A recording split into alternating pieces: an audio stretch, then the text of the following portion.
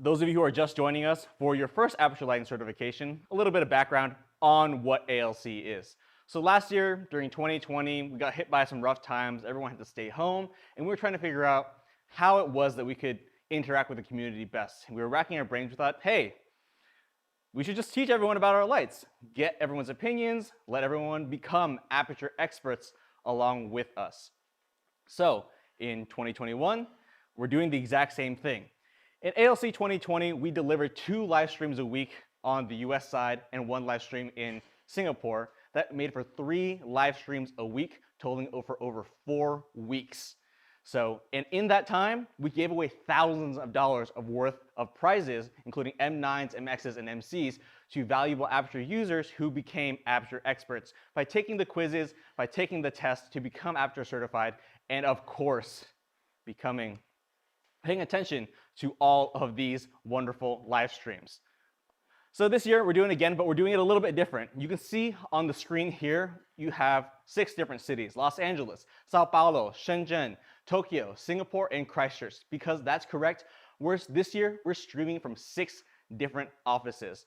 The LA branch, which is where I'm at right now in this 100-degree Fahrenheit heat wave, is taking care of English speaking for the US and for Europe.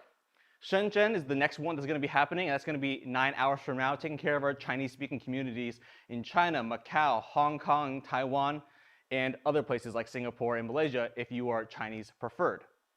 After that, of course, we have Christchurch in New Zealand, taking care of our New Zealand, Australia region, of course, delivering that stream in English.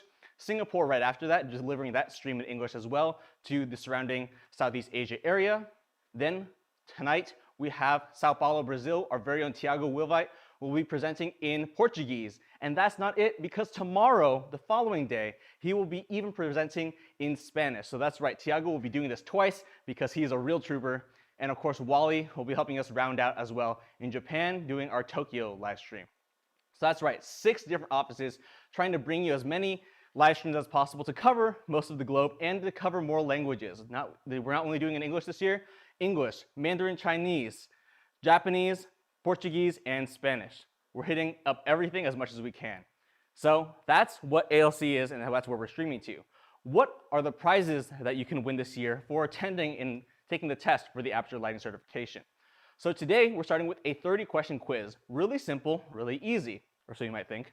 You have 2 hours at the end of this live stream to complete that 30-question quiz. Top scorers of that quiz will be winning an Aputure M9 Daylight Pocket LED. So you can also use these streams to study up for the final ALC 100-question test, because that's the big one. That's the one that you want to win if you want to be Aperture Lighting Certified. The link to the quiz will be provided at the end of the live stream by our very own Ian Brightman, pinning that comment and link to the quiz at the end of the live stream on YouTube and on Facebook. We also have the 100-question test that is happening next week. If you pass that test, you will be earning an Aperture Lighting Certification for 2021. Top scorers will win an MC, and the top scoring percentile, that means the people who score the best of the very best, the cream of the crop, will be eligible to win an Aperture MC 12 light production kit. One will be chosen at random from the very best scores of the Aperture Lighting Certification. So that's even more reason to study up, work really hard, and become the best. Get the highest score on the ALC test. Now that I'm done rhyming, let's see what we're talking about today. Today, we're talking about the new products in 2020 and 2021. Starting off with the LS300X. Of course, the LS300X was introduced in the last year's ALC because we introduced it roughly around the same time as ALC, and we released it around the same time. But since we released it at the same time as ALC last year, I'm including it this year in the new products for the 2020-21 roundup. So starting off, the LS300X is a bicolor point source LED with an output at 3 meters, because we're not only checking 1 meter output here. 3 meters, you're getting 2100 lux with the reflector, or even up to 7000 lux at 3 meters with the Fresnel 2X in spot mode. The 300X, like its name implies, has a power output of 300 watts. So unlike other manufacturers who may measure their lights by the power draw of the light, we're measuring our lights by the power output. So a 300 series light has 300 watts of total max output. And that's why the power draw is up to 350 watts. If your light has a 300 watt max output and it's an LED, it has to draw more because when you go from the wall, you're getting AC power into your AC to DC power supply, and then that AC to DC power supply is powering things like the LED, the fans, the wireless control modules, the screen, and all the control interfaces that you're using, it has to power to those. And you're also dealing with AC to DC efficiency loss when you're going through that conversion. So all in all, if you want to achieve a true 300 watt output, you have to be able to draw a little bit more, particularly when you're talking with LEDs. If you're talking about tungsten fixtures, a 1000 watt bulb is going to pull 1000 watts straight from the wall. That's how that is. But when you're dealing with electronics like LEDs, this is something to think about. We measure by output wattage. So like I mentioned, the 300X, the X in the title stands for bicolor, and of course we have an expanded bicolor range for the 300X of 2700 Kelvin to 6500 Kelvin. And of course, you're going to hear this throughout the entire presentation, so I'll brush over it real quick. The color fidelity for all Aputure lights is going to have a CRI and TLCI of above 95 plus. Always across the board. I won't even touch on it for the rest of the time, because what really matters to us right now as we're looking forward into the future of LED technology is SSI. So SSI stands for Spectral Similarity Index. So what that means is when you're comparing the spectral analysis of one illuminant to another illuminant, how similar are they?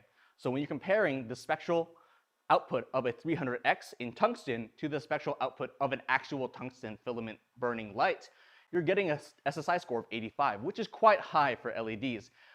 Basically, you're matching 85% of the spectrum that you would get from a tungsten filament light. So you're always aiming to be in those high double digits, high 80s if possible.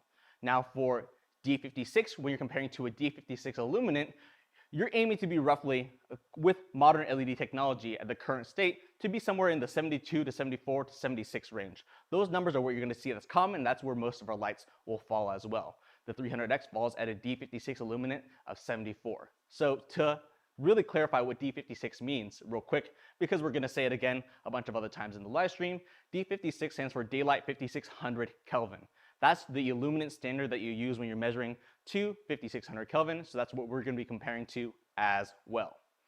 You'll notice the next bullet on here for the 300X says color blending optics, and this really highlights the main thing that makes the 300X special. I'm going to bring it over here real quick, and I'm going to turn the light off so you can really see what the heck is going on inside of here. So on the 300X, you'll see on top of the chipset, and notice I didn't say COB chipset, there is an optical blending prism. This prism, these color blending optics, takes all the CSP LEDs that are underneath the 300X and blends them into one cohesive light source. So you can use it, like the next bullet says, with optical modifiers like the Fresnel 2X, like the spotlight mount. Previously, this wasn't possible if you were just using bicolor COBs because they use stripes. And we'll get into this a little bit later when we're talking about the Amaran product line. But because they use stripes, you're not going to be able to get one cohesive light source. With the 300X and the custom optics that we designed for it, it creates one cohesive light source that when portrayed through projecting optics, you're going to get one cohesive output. Other manufacturers may just bunch a bunch of LEDs together. That is a perfectly acceptable solution for them. But for us, we really wanted to get it to be correct optically. And of course, as you can see with me removing it just now, the 300X matches the rest of our Lightstorm line with its Bones mount compatibility and includes a Bones mount hyperreflector, just like with the 300D Mark II. You can see right here I'm powering the 300X via batteries, and we'll get into that in a little bit. I'm gonna ping it so it's not giving a flare to the camera. So when regarding the controls of the 300X, it virtually matches the 300D2 on almost all points, except two primary ones. You can see right here, you have control methods of onboard controls. I can use the controls right here to turn the light on and off. Sidus link compatibility. The 300D Mark II was the first Sidus link compatible light, and of course the 300X is going to match it on that front. It has 2.4 gigahertz remote compatibility, just the RCA remote that is included with your 300X or 300D, and of course 5-pin DMX512 compatibility, because we're really aiming to make these available for professional market. So people who are using in studios and doing 5-pin DMX runs, this is going to work for you because this is a 5-pin DMX in and out, which is standard. One unique thing you might see here is output modes. The 300X is currently the only light in the Aputure lineup that has these two different output modes. One is max output mode and constant output mode. So how the 300X works is it has two, as a bicolor light, it has two white light chipsets in it, one warm and one cool. When you're in max output mode, when you're changing your color temperature, it will always, if I'm at 100% for example, it will default to the brightest that it could possibly make that light. So for example, at 6500 Kelvin and at 2700 Kelvin, it's going to be a little bit dimmer than it's going to be at 4600 Kelvin and 4300 Kelvin, which is really where the intensity meets for the 300X. However, if I go to constant output mode in the menu here, I just choose my output mode, I choose constant output, the intensity drops.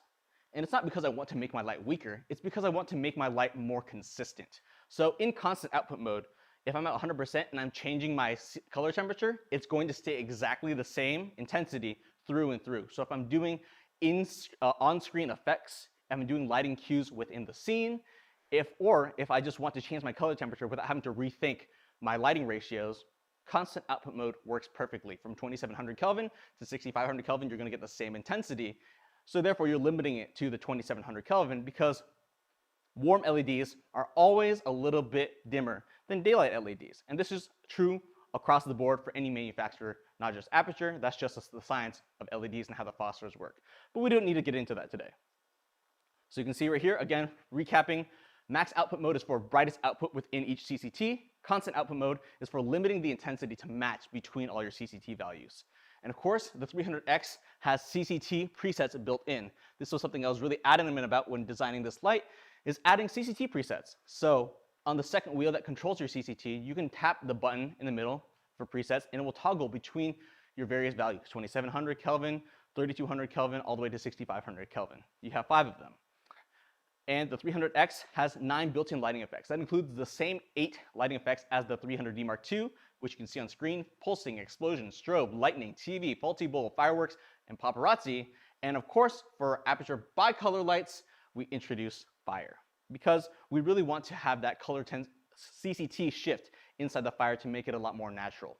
And like the 300D2, matching the first light that brought these dimming curves to us, the 300X also has 4 dimming curves: linear, exponential, logarithmic, and S-curve.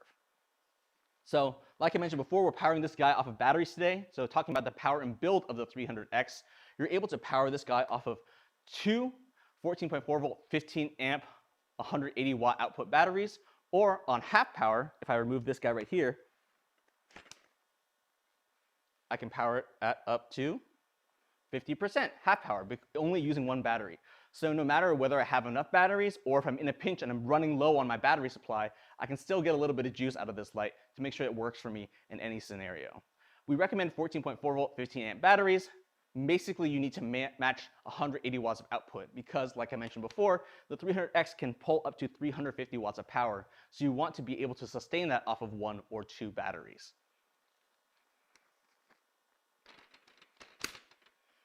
Fan modes, you have force and auto. This is really standard in the Aputure product line, but to give a little bit more context as to what force and auto means, force means that the fan will always stay on, and auto means that the fan will modulate depending on how hot it is.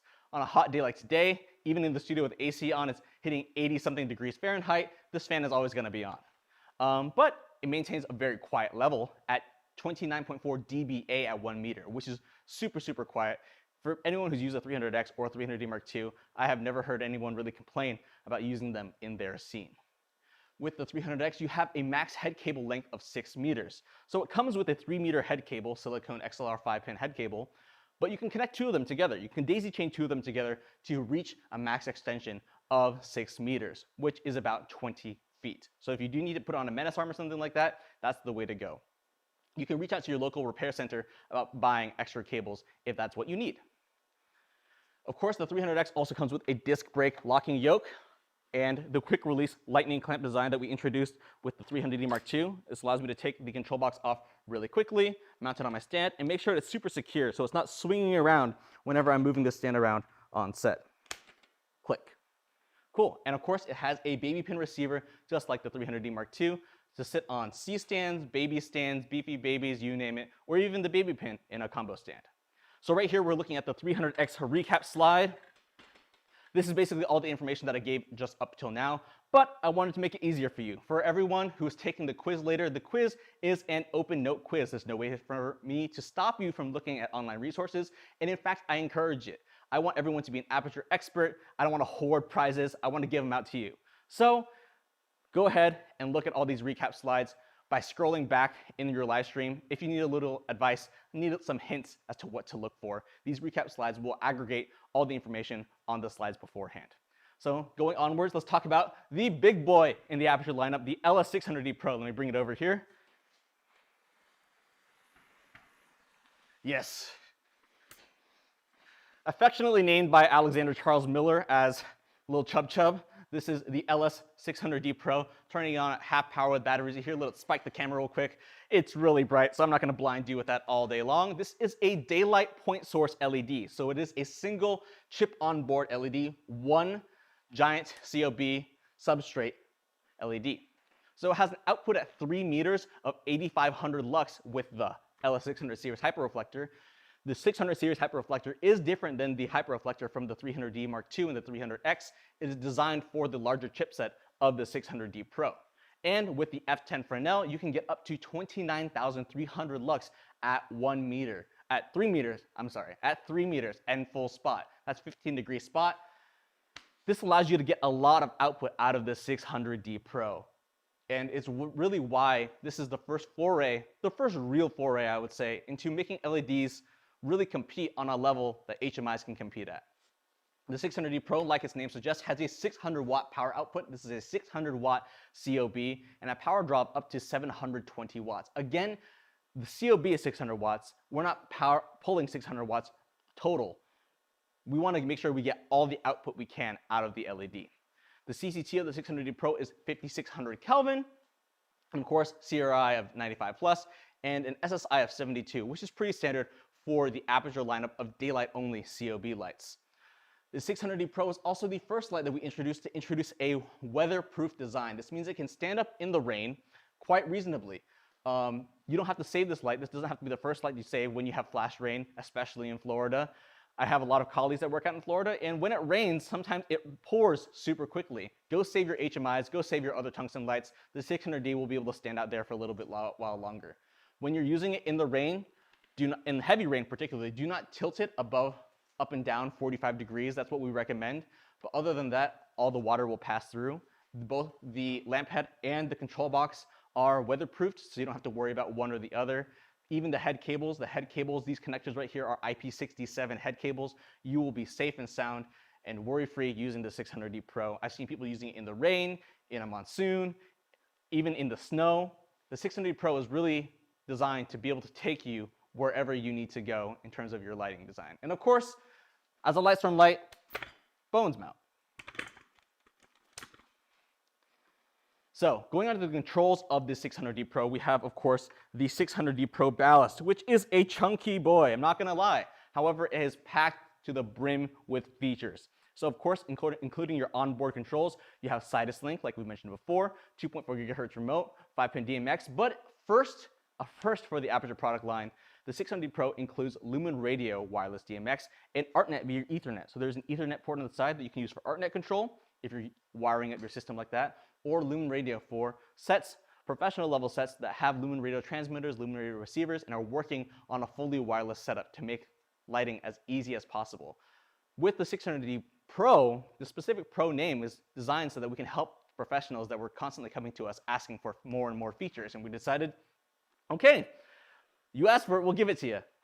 The 600D Pro, like the 300D Mark II, has 8 built-in lighting effects on the screen right here.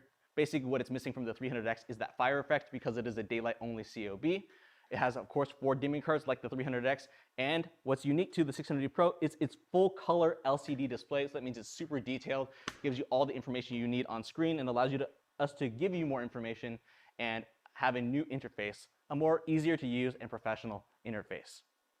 Going to the power and build of the 600D Pro. Power. This is a very confusing thing for a lot of people for the 600D, but in general, batteries are complicated. Not everyone loves batteries as much as I do. I can attest to that. Even people in the office don't love batteries as much as I do, which is fine. That's just me. But to give you the rundown and to let you look at this page real quick, let's talk about batteries with the 600D Pro because it can be a complicated topic. So the 600D Pro has V and gold mount plates on either side of its control box. It is a multi-voltage V/gold mount plate depending on which version you buy. It can support 14.4 volt batteries, 26 volt batteries, 28.8 volt batteries, or even via the port on the bottom, 48 volt 3-pin XLR. You'll notice that on the bottom here, everything has a rubber seal, so you can really get everything nice and tidy when you are out in the rain. Put this guy back onto the lightning clamp.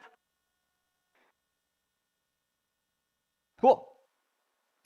So at full power, you can power the 600D Pro at full power with 48 volt, 15 amp continuous discharge battery. So via that 3-pin XLR. So this is if you have a block battery setup, if you have a power station that takes multiple V-mount batteries, you name it. If you have a custom DC solution, like some gaffers have made, I know Andrew Locke has some custom DC solutions that he made, you can use that to power the 600D Pro as long as you can deliver up to 720 watts because that is the max power draw. I've seen some people use 650 watt solutions to power the 600D Pro, but in the long term, that may not be recommended, especially when we release the longer head cable for this guy, which is coming soon, I promise. I know people have been asking about it. We'll talk about it in a second. It's coming very, very soon. There's just a lot of shipping problems right now. For all the other ways to power the 600D Pro at full power, you can use two 26 volt or two 28.8 volt batteries with these specific specifications. You want to make sure that they can deliver 360 watts of power each, because like I said, the 600D Pro can take up to 720 watts of power. This means 26 volts batteries that are 18 amp compatible and 28.8 volt batteries that can handle up to 15 amps. Admittedly, there are two things holding people back on this front powering from these high output batteries. Is one, we are still working on releasing the firmware to the 600D Pro. We're making a lot of updates to a lot of different products. So thank you for bearing with us. Thank you for being patient. The firmware update is going to come soon. And the availability of batteries. Frankly speaking, even if we release the firmware update right now, there aren't really any batteries that can do what you need to do with these specifications. There was one or two on the market, but they've since come off the market. I don't know exactly why. But I have been told, but talked to several manufacturers that have said they are working on high output solutions, namely in the 48 volt block battery space. In the meantime, you can power the 600D Pro up to half power with the types of batteries that you can use with the Nova P300C and the 300D Mark II and 300X. So that's two 14.4 volt 15 amp batteries, basically batteries that can handle up to 180 watts. That'll unlock half power on the 600D Pro, so you can still get some juice out of it. This also includes, because they're multi-voltage battery plates, 26 volt batteries that can handle up to 8.5 amps of continuous discharge and 28.8 volt batteries that can handle up to 7.5 amps of continuous discharge, all equating to 180 watts. And of course, unique to the 600D Pro again, because we shoved all the features we could inside of here, the 600D Pro can actually charge 14.4 volt and 26 volt batteries as long as you plug them in. So when you plug in the AC power, it can charge the batteries as long as the intensity is at the light is either off or the intensity is low enough. We'll get to that in a little bit on the recap slide, the specific numbers that you need to hit. Of course, again, weatherproof design, quick release lightning clamp, disc brake locking yoke, all the features that you really need inside a professional light, and a max head cable length of 7.5 meters. So right now it comes with the 3-meter head cable. That's about 10 feet. A lot of people were asking us for something a little bit longer, and I pushed us to go as long as we could go. So previously, people have heard me say 6 meters is the length we're going to be releasing. The new length that we're going to be releasing, and it's coming soon, they're being manufactured, we're just having shipping issues, just like everyone else is right now. It's hard to find boats.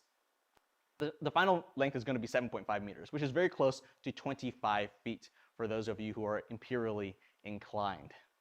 So look forward to that soon.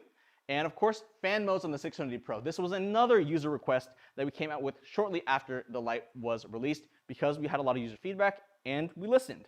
So before it only came with a smart fan mode and a forced fan mode. Now we have 4 fan modes in the 600D Pro. That's medium, which has a max decibel rating of 29 dBA at 1 meter. We have high, which can go up to 31 dBA. Smart, which can go up to a max of 31 dBA, but basically modulates the fan speed depending on the temperature.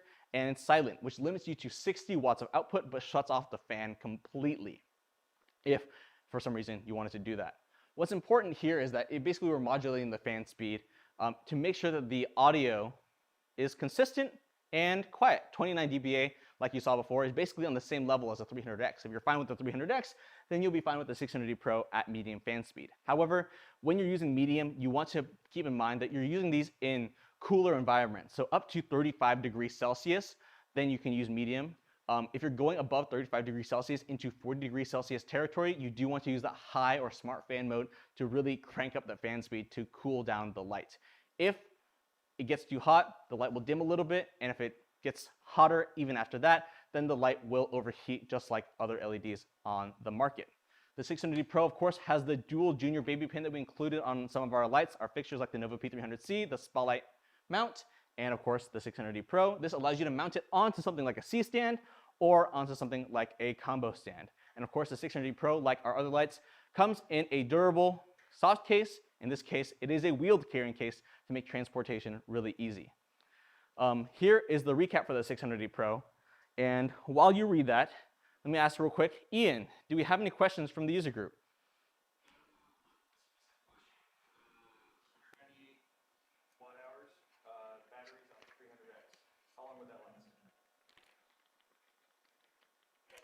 Thanks for asking that question. Cool. So 198 watt-hour batteries on the 300X.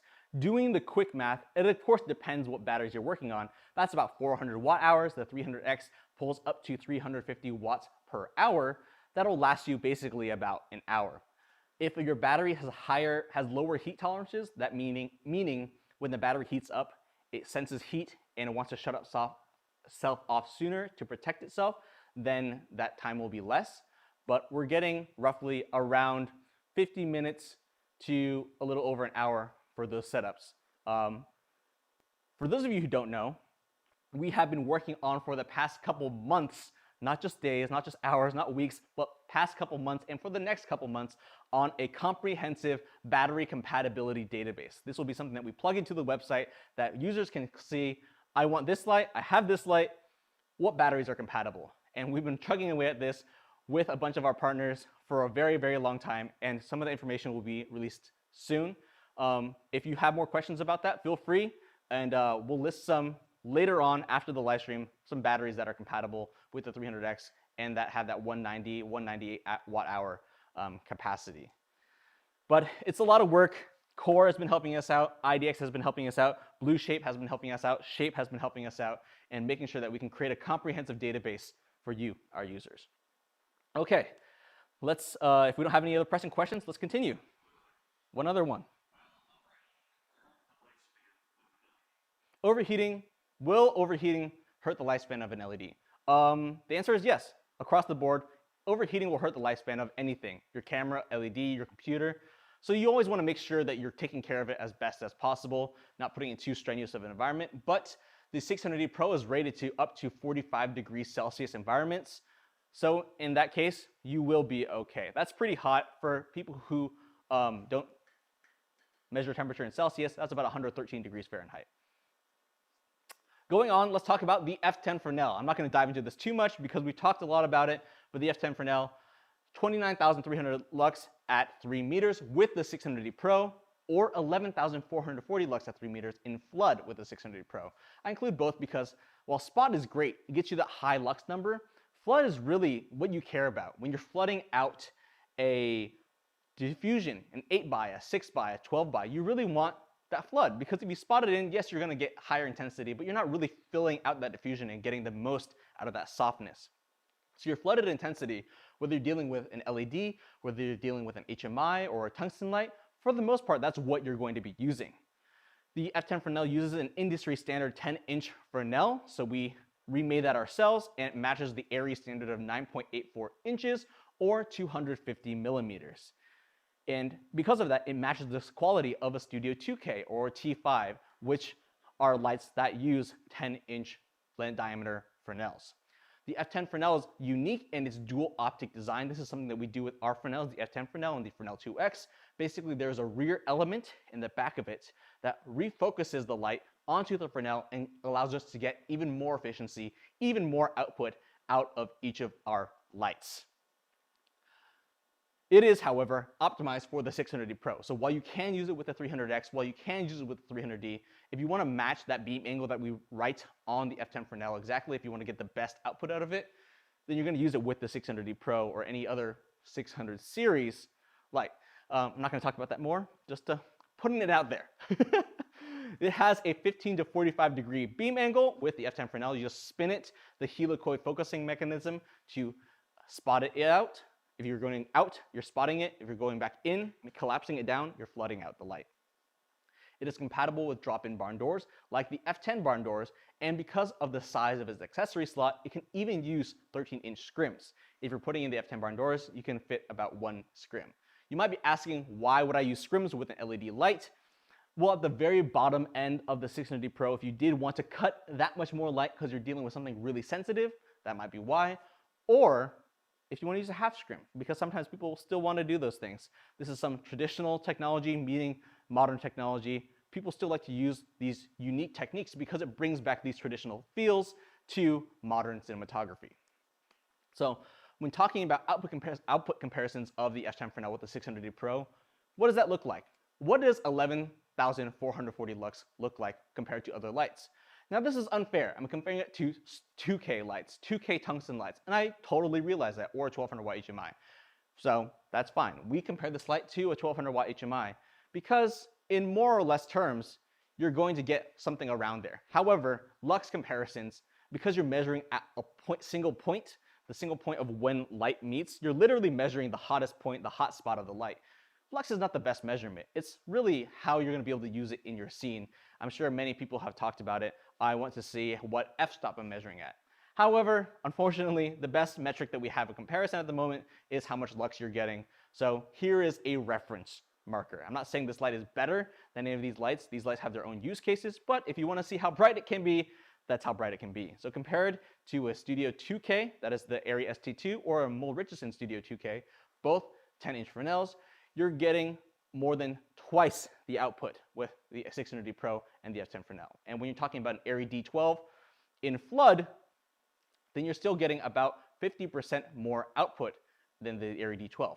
When you spot in on the Arri D12, that spot is crazy. You're going to get an insanely bright hot spot, and that lux is going to blow you out of the water. And that's perfectly fine because that's the difference between how our technologies work.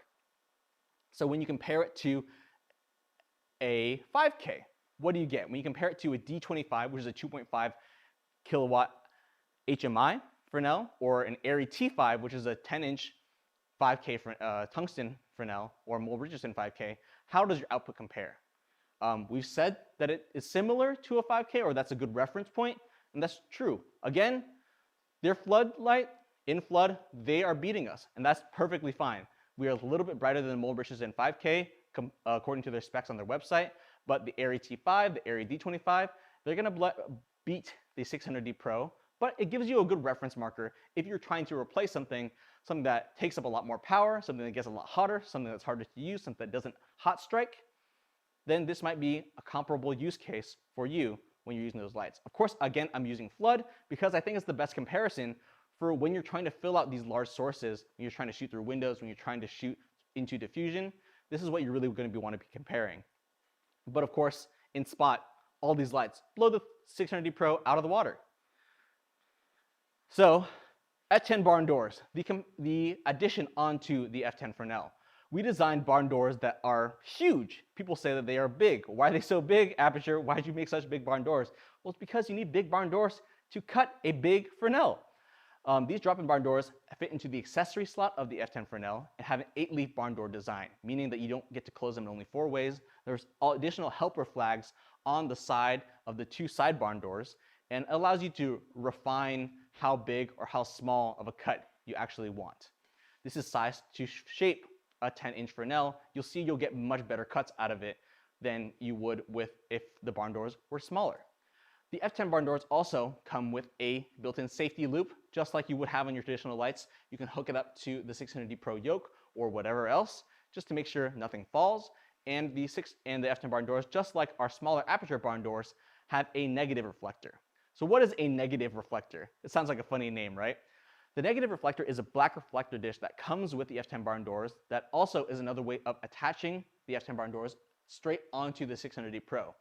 The benefit of this black reflector is that because it has an all black coating, it does not increase the size of the illuminant source. So therefore, you're getting your point source to be as small as possible, just to the size of the 600D Pro LED chip.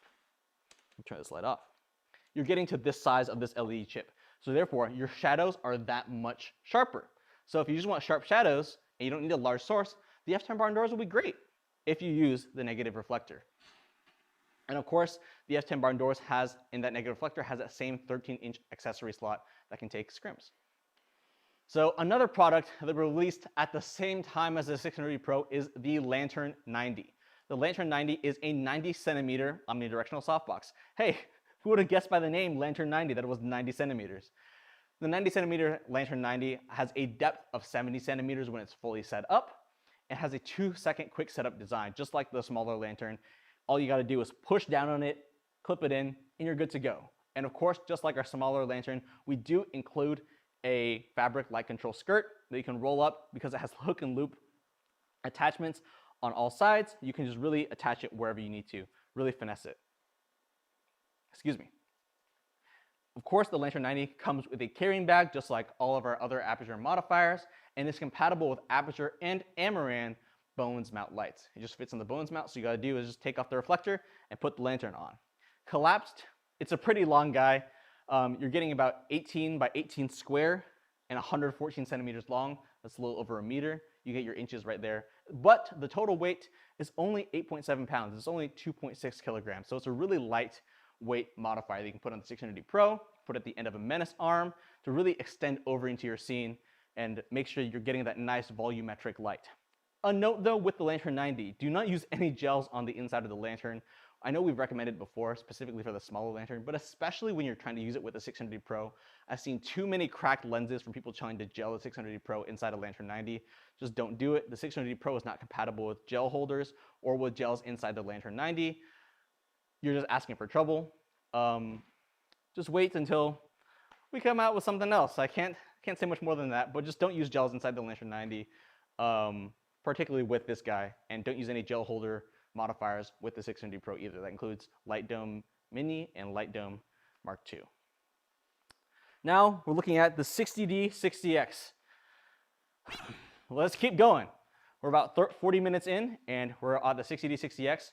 This is a daylight and bicolor, respectively, focusing LED. So this has an output of 3 meters of the following. In spot and fledge at 60D, you're getting 7,600 lux and a little close to 1,100 lux in flood.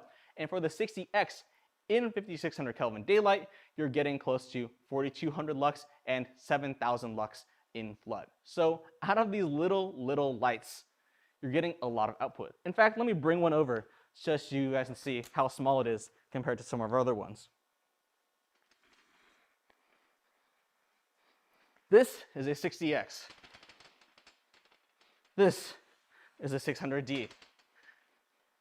And you're getting so much output out of such a compact, focusable source. I'm gonna take the 600D away now just because it's no longer the star of the show. Whoop.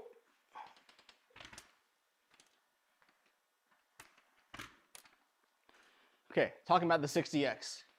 The 60X, for me, honestly, is the more flexible of the two because it has that, one, still high output, but it also has your bicolor functionality. So you're going to get 2700 Kelvin to 6500 Kelvin color temperature range, while at the same time you're getting that 15 to 45 degree focusable aspherical lens system. So that means you're able to really quickly change your output and your beam angle just by spinning a little knob, just like you would on a tweenie, just like you would on any other tungsten or airy mole or airy tungsten fixture. It's really easy and really intuitive to use. And this aspherical element is not a Fresnel.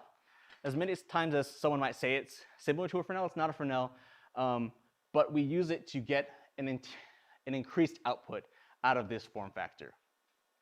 The 60D 60X, like the name implies, has a 60 watt output and a max power draw up to 90 watts.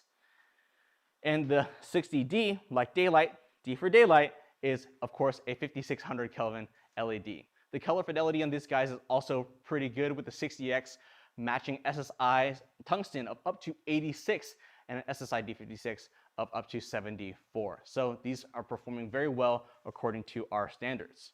So getting into the control, the 60D60X, how do you use this guy?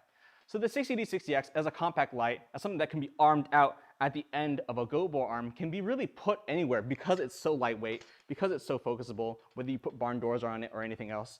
You can really easily arm this out, but such that it's out of reach, because the controls are on the light. The controls, the power supply is on the side, are all on the light. So how do I use it when it's armed away from me? Of course, I can use Sidus Link, and this was a big update that we made to it in lieu of basically upgrading the Mini 20D and Mini 20C. In spirit, this is the upgrade. This is, in all actuality, much more intense, much bigger, brighter, more powerful, more functional than the Mini 20D and C, but it's the spiritual successor, and Sidus Link really helps in being able to control it from anywhere. Of course, you still have that 15 to 45 degree adjustable beam angle and built-in lighting effects that match the 300D and 300X. The 60D has 8, 60X has 9, basically including all the ones from the 60D with the addition of fire, just like in the 300X. Let's go on to the next light. We're talking about power. Okay, how do you power the 60D, 60X? Of course, like I said, it has a max power output of 60 watts and a power draw of up to 90 watts. 60X is honestly, in the 60D, is one of the easiest to power of all Aputure lights because it has a multitude of power solutions included inside the kit. When you buy this, you get all the things you need for this light. That includes a D-tap cable that allows you to use 14.4 volt D-tap batteries, a Sony MPF 2 battery adapter plate that allows you to use 1 or 2 Sony batteries to power the light, 1 battery for full half power, 2 batteries for full power. And of course, you have your AC power supply. They all have this nifty little V-mount on the back of it. So this V-mount and this V-mount receiver that is on the yoke of the light allows you to clip in real quick, real easy, super compact, and super sturdy. It makes it so that traveling with these guys is super, super easy. And you might see here, what is this little thing that Brandon has now mentioned? 7.5 meter head cable extension. That's new.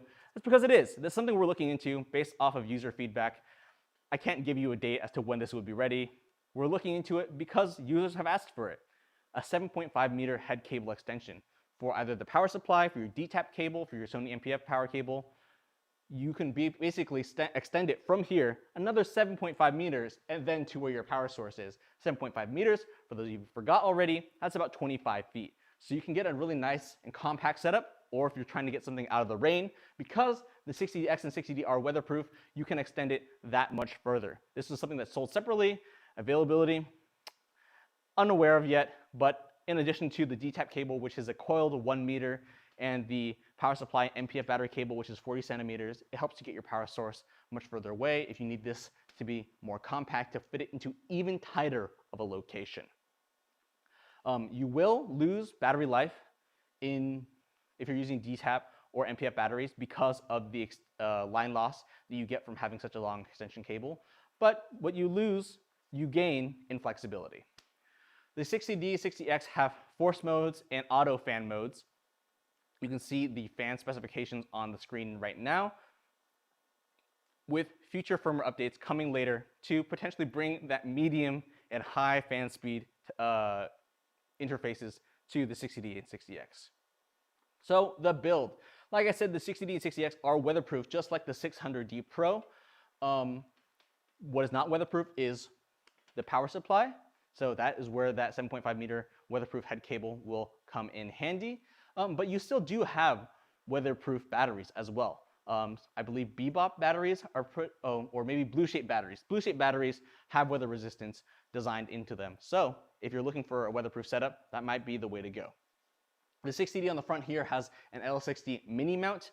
This allows you to interface with the included 8-leaf barn doors and the included Bones mount adapter. Yes, the 60D and 60X come inside the kit with a Bones mount adapter to match that Lightstorm family thought process of always having Bones mount compatibility for your Lightstorm lights. So this allows it to be compatible with Bones mount soft light accessories like the lantern, like the Light Dome Mini, to like the light dome. Of course, it's not optimized because you have this aspherical element that constricts the beam angle to be something tighter. At flood, it's 45 degrees. However, in a pinch, you can still use it. If you need something, you can still get part of the way there. Especially with a lantern, it doesn't fill it out as well. But with the Light Dome Mini Mark II, then you should be able to get some nice outputs out of it, similar to how you would get out of a Bowens mount fixture. It is compatible, of course, as well with the LS60 softbox and Spotlight Mini Zoom. Some of you might be asking, Spotlight Mini Zoom, LS60 softbox, I heard about those when you launched these guys. Where are they? I will be able to give you more information next week. So tune into next week's live stream and we can talk a little bit more about it, about the Spotlight Mini Zoom and LS60 softbox. Of course, like I mentioned, you have your V-mount quick release system on the side here that makes it so you can mount V-mount batteries, you can mount the power supply or the dual MPF batteries plate that does have V-mount on it. And of course, a really nifty baby pin receiver to make it lightweight and fit on C10 Gobo arms. Of course, here is your 60D 60X recap that allows you to go over all the information related to the 60D and 60X. Okay, just catching a breather here, let you look at this information. And let's carry on. The 60 LS60 softbox. So the LS60 softbox is a soft light accessory for the Aputure LS60D and 60X. We talked about it a little before during the LS60 launch, but again, to recap, this is a softbox that's designed for fast-paced lighting and compact lighting packages, designed for E&G users, interview shooters, anyone who wants a small, soft light, because it allows you to turn your focusable 60D or 60X into a compact soft light source that has a larger diffusion area than a 1x1 LED panel. So if you're used to using 1x1 LED panels to light your subjects, you can still get that same similar quality of light using the softbox on the 60D and 60X. But the added addition is that you get two types of front diffusion, just like you have with the Light Dome Mark II, and just like you have with the Light Dome SE, you have 1.5 stop and 2.5 stop front diffusions. And of course, like with all of our softboxes now, because we know that control is so important to everyone, it includes a fabric-like control grid. The LS60 softbox, some people ask me on the Aperture user group, which if you're not a part of, you should definitely join. Does the LS60 softbox have a quick setup or does it pack flat? The LS60 softbox packs flat so you can travel with it much more easily.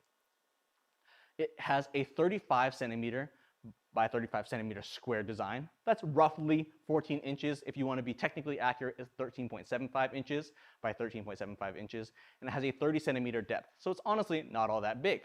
And it's compatible with the LS60X, and LS60D. Whoops! It has a simple 4-rod assembly that makes it really easy to put together. So unlike with the Light Dome SE or the original Light Dome, you're not connecting 16 rods into the speed ring. It's 1, 2, 3, 4, and you're done. Of course, this uses the mini mount speed ring that fits on the LS60X and has a travel case included. Collapsed, this softbox is only as small as 40 centimeters by 20 centimeters by 5 centimeters. It is tiny, packs super flat, and as you can see, it's only 420 grams. That's less than a single pound. That's the reason why we had it packed flat and had it not be a quick setup softbox. It is super light, super great for travel. You can throw it in your backpack. I definitely have for proof, and carry it wherever you need to go. I have actually carried to the beach an LS60X and an LS60 softbox to act as a little bit of a fill light. I carried it all in my backpack for really compact guerrilla filmmaking. And of course, the pinnacle of optical technology for the LS60D and 60X, we have the Spotlight Mini Zoom. The Spotlight Mini Zoom is a zoom projection lens accessory designed for the Aputure 60D and 60X. It is only compatible with the 60D and 60X because it uses that mini mount design.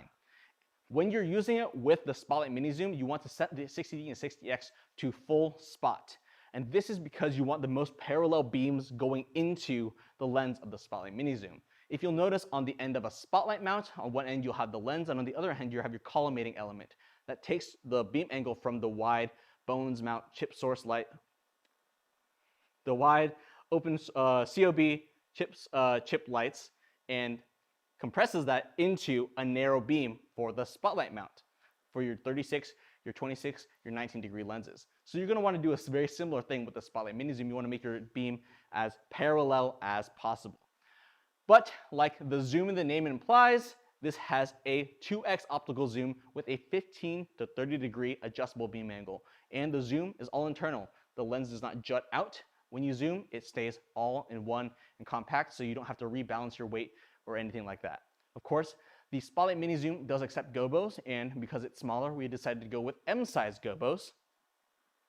And with the 15 to 30 degree beam angle at a distance of 5 meters, you're able to get a diameter of 1.4 meters to 2.8 meters in terms of your illumination circle.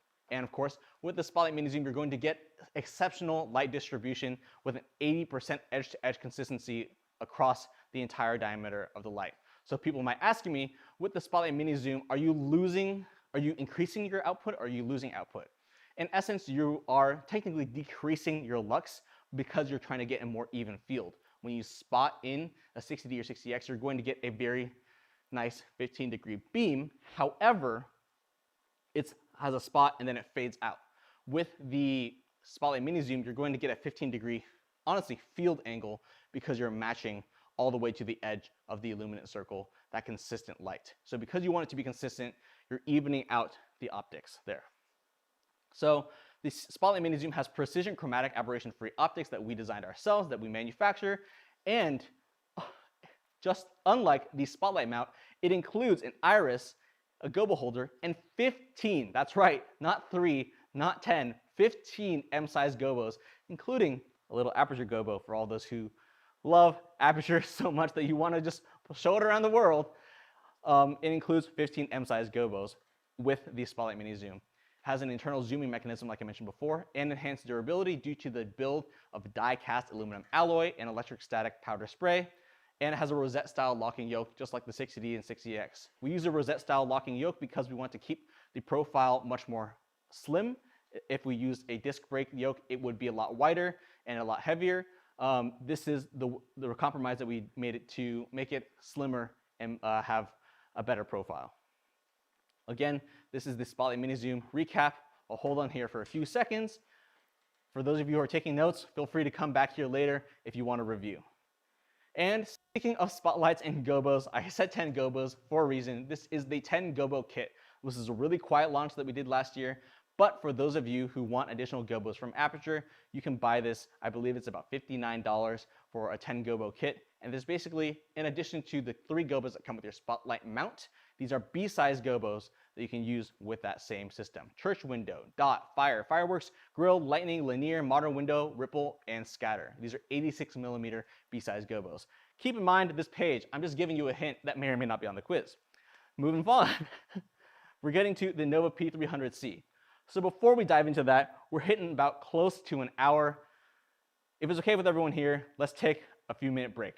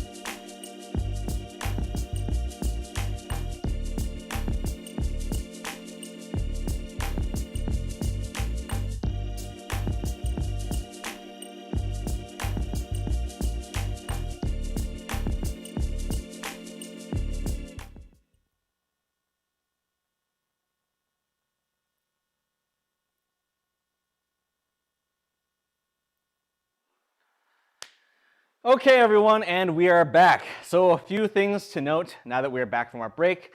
Again, for those of you who missed it earlier, this live stream will be up and continue to stay up afterwards. This is an open note quiz, so feel free to review by watching the live stream and scrubbing through it if you need more information.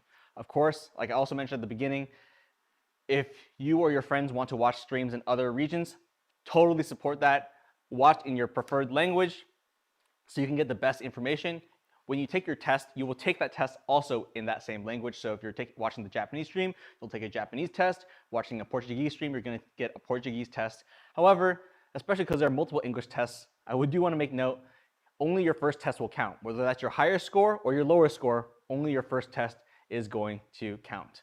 Another thing Ian made note to mention is that, again, it's hot. The AC's been blasting in here, and it's still only 83 degrees in this room. 83 degrees Fahrenheit. Outside, it's like 100 degrees Fahrenheit. I hate it, but we will carry on in search of aperture knowledge. Okay, so the Nova P300C. I had this guy right here. It's been sitting here the entire live stream. Finally got to talk about it. The Nova P300C is an RGB WW LED soft panel. So it's our first foray into this form factor of light, into this output of light. For those of you who have been following Aputure for years now, you may have first seen this at NAB 2018, quite a while ago in a very different form. But in 2020, we finally got it out, finally released it with a lot of bugs worked out and made it as good as we could. This light at 300 watts of output, because of its RGB WW technology, has an output of 1100 lux, 1100 lux at 5600 Kelvin. And has, again, like I said, a power output of up to 300 watts and a power draw of up to 360 watts. This RGB WW light has a color temperature of 2000 Kelvin to 10,000 Kelvin. That is an 8,000 Kelvin range that you can choose between. So from going from super, super warm, so below candlelight or around candlelight area, to going to super, super cool into the overcast sky territory. You're getting color fidelity scores of 95 plus CRI and TLCI at 2500 Kelvin up through 10,000 Kelvin. And the same thing for SSI tungsten, SSI D56. You're getting high scores at 85 and 74 respectively. Honestly, a lot of people have been waiting for this light. I know people keep asking, when am I going to get more? When is there going to be more stock? I can tell you this, shipping delays aside, shipping hassles aside, due to this crazy world that we live in come 2020 and 2021, we have made more Nova P300Cs and more 600Ds in a short period of time than any other light that we have made before. We have been constantly churning them out. However, there are other things that get the better of us, including things like a silicone shortage, a microchip shortage, a semiconductor shortage, whatever you want to call it. It prevents us from making as many as we want to give to everyone, but trust me, we're constantly coming out with more on the way as soon as we can find another boat, just like all of our other partners. That's something that we all have to deal with when it comes to shipping. So controls though, focusing back on the Aputure products, the Nova P300C is controlled through a control box. So unlike the 300X and unlike the 600D, where you have your control box and your power supply in one, the power supply is built into the Nova P300C. So it's a really compact unit and easy to set up. And the control box is super lightweight, and it can be extended super, super far, which I'll get to in a little bit. You can extend the head cable quite long. But this external head control box allows you to control the light via onboard controls, via Sidus Link, the same app that you use to control everything in the Aputure ecosystem, and of course 5-pin DMX on the bottom right here at the bottom of the control box. So something to keep in mind. And of course, this Nova P300C is Sidus Pro Effects compatible. This means it can be used with Magic Program. It can be used with Picker Effects live. It can be used with manual effects, and it can be used with music effects live as well. So keep that in mind. It is Sidus Pro Effects compatible. That's something we included in the most recent firmware update that we delivered a few months ago. So if you are missing that functionality, make sure to update your Nova P300C. You can find the information on the Aputure website. Just go to the Nova P300C page, click Support, and then download the firmware file where there are instructions as to how to download and update your light. The Nova P300C is the most complex light we make because it is an RGB WW light designed for professionals. So it has several different lighting modes. It has CCT, gels, FX mode, HSI mode, XY, source, all these different ways to control your lighting. Right now we have it in gel mode at a 26 bright red gel at 3200 Kelvin. You can see here there's 15 built-in lighting effects. That's the most of any light that we make that has the most lighting effects. You have paparazzi, fireworks, faulty bulb, lightning, TV, pulsing, strobe, explosion, club lights, candle, fire, welding, cop car, color chase, and party lights. So whatever you need, we have it in the system effects built into the Nova. But if you need something different, of course, again, you have that Sidus Pro FX compatibility. You also have 4 user programmable presets at the bottom of the light. So let's say I want to save this light that we're at right now, this bright red at 0.9% intensity, because we have fine control of intensity to the decimal point. I'm going to save it to preset 4. Replace preset 4. Now it's preset 4. So I can touch and tap any one of these preset buttons. And basically, I'm just going to show you real quick by removing the control box and showing the front of the light. I can tap through 1, 2, 3, 4. It all has different user selected presets, user programmable presets built into the light for easy lighting changes or easy work on the go. If you know that you're going to be working in white light most of the time and you want to program a 2700 Kelvin, a 4300 Kelvin, and a 5600 Kelvin preset, go for it. If you're working in color, then program those presets. If you have any number of presets you want in any mode, XY mode, HSI mode, gel mode, FX mode, you name it, you can program it into one of the 4 presets on the control box of the Nova P300C. And of course, standard with the 300D Mark II, you have 4 dimming curves built into the Nova. Now, the power and the build. What do you get to when you have the Nova P300C? The Nova P300C has an accessory slot at the front of it. I'm just going to spin this guy around. Right here, there's an accessory slot that you can fit a Nova P300C softbox or the Nova P300C barn doors, or you can even go third-party accessories like we'll talk about later from the likes of DOP Choice.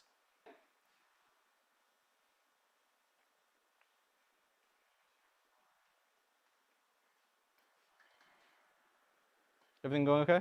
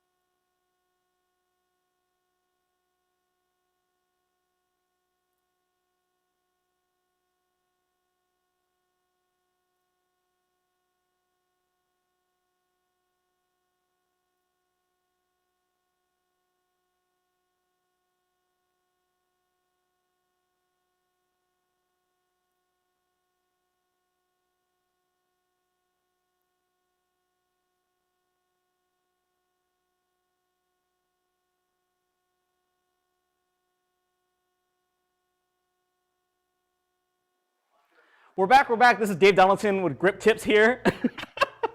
Anyways, sorry for the technical difficulties with the internet. Don't know why it happens to us, but we've improved everything that we can. Still run into things, but of course, we want to get the knowledge out to you. Ian, do I need to start over from earlier on with the Novas? No, cool. Just go back 2 slides. Cool. Going back to the Novas, I'll run through this real quick. Everyone, you can see everything on the slides. Basically, Nova P300C, RGB WW, LED, soft light, 1100 lux at 5600 Kelvin at 3 meters. So this is our first foray into the LED panel of this type. Has a 300 watt output. That's why it says called the P300C. P stands for panel, by the way. Who'd have thought? Power draw, it has a up to 360 watt power draw and a CCT range of native CCT range of 2000 Kelvin to 10,000 Kelvin. If you're in the Sidus Link app, you can expand your CCT a little bit, going out of the native range to 1500 and 20,000 Kelvin using HSI values. The color fidelity, you're getting strong SSI scores in tungsten and daylight, and strong CRI scores from 2500 Kelvin up through 10,000 Kelvin. Controls, again, we'll talk about the control box real quick. We'll zoom through for anyone who missed it. It is a removable control box, so it uses our lightning clamp that we use for our control box on our P300, on our 300D Mark II, on our 600D Pro, and it clips into the lightning clamp there. So it can clip into the lightning clamp that's included with your light, or onto the lightning clamp receiver that's on the back of the Nova P300C. We still doing okay? Awesome, cool. Smooth sailing from here. Of course, we have onboard controls with the control box. You're able to extend this quite far. You're able to extend this, and we'll get to that in a second. And you have Sidus Link controls and 5-pin DMX 512.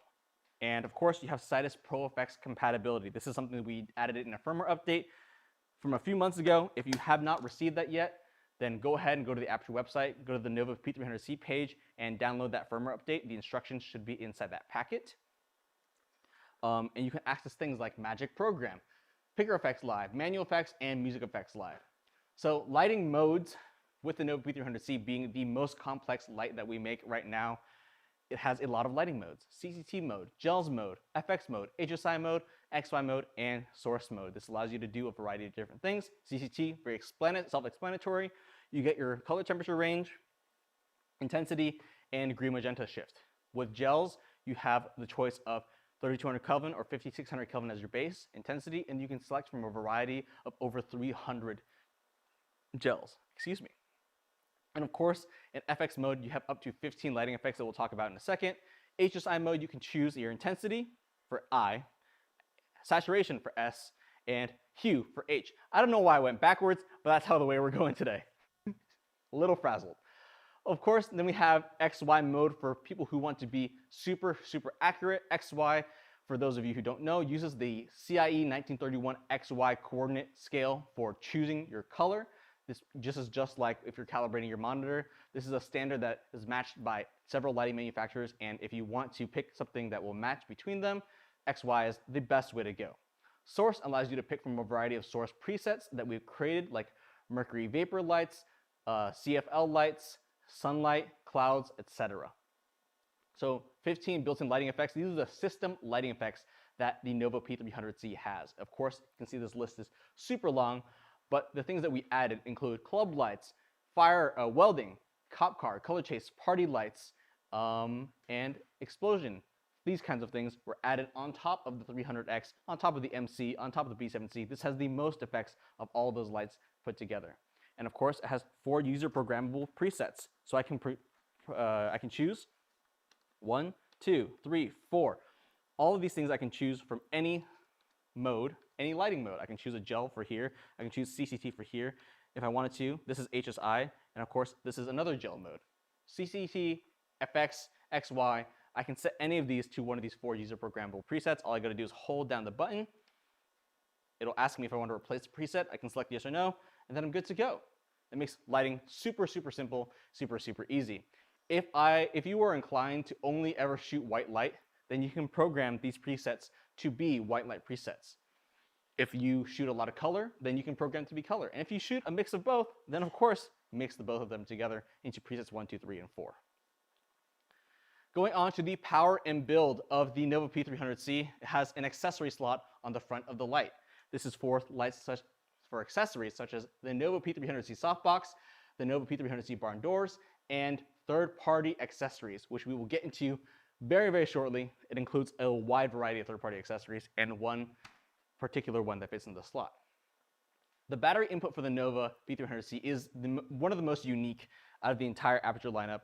It has a 24 to 48 volt DC input, which means it has a wider voltage range for whether you're using unregulated batteries or regulated outputs. So for full power for the Nova P300C, you're going to need two 14.4 volt, 15 amp or 180 watt discharge. That's not 180 watt hours, that's the discharge rate.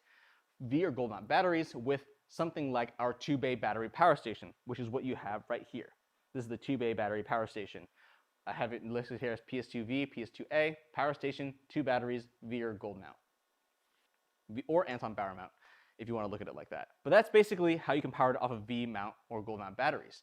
You can also achieve full power with a 24 volt power source that can output up to 15 amps, or a 48 volt power source that can output up to 7.5 amps via 3-pin XLR DC. So a lot of block batteries will be able to do this, even if they're unregulated block batteries that start out with a 28 volt output and then drop down to 24. That should still be able to handle the Nova P300C as long as it can handle the discharge rate.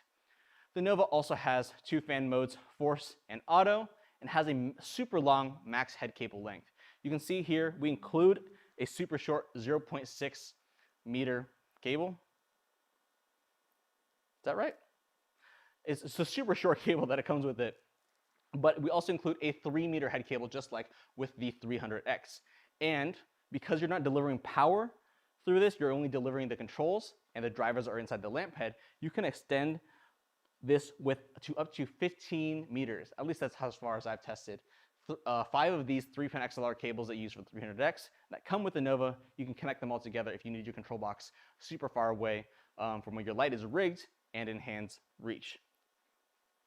This, of course, has a dual junior baby pin. That's why it's sitting in a combo stand right now, in rolling junior low boy combo, because it can sit on a C stand or in the junior receiver.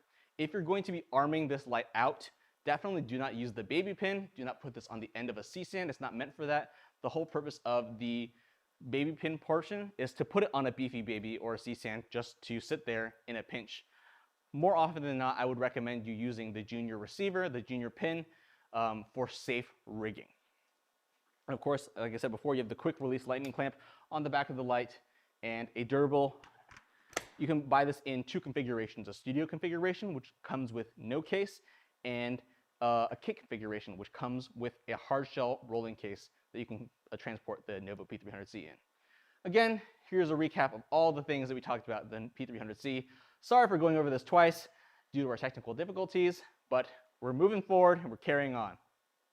Nova P300C accessories, we have the Nova P300C softbox. So just to talk about that real quick, it is a soft light accessory for the P300C, and it has a diffusion area of 70 centimeters by 50 centimeters. That's how big the softbox is. It is a compact softbox, but it makes it so that you're not doing anything too big. If you want to go bigger, we're going to go to our third-party accessories very shortly. It has a 26, is that 26 or 28? It has a 28 centimeter depth for the depth of the softbox right here, so it doesn't extend too far as well.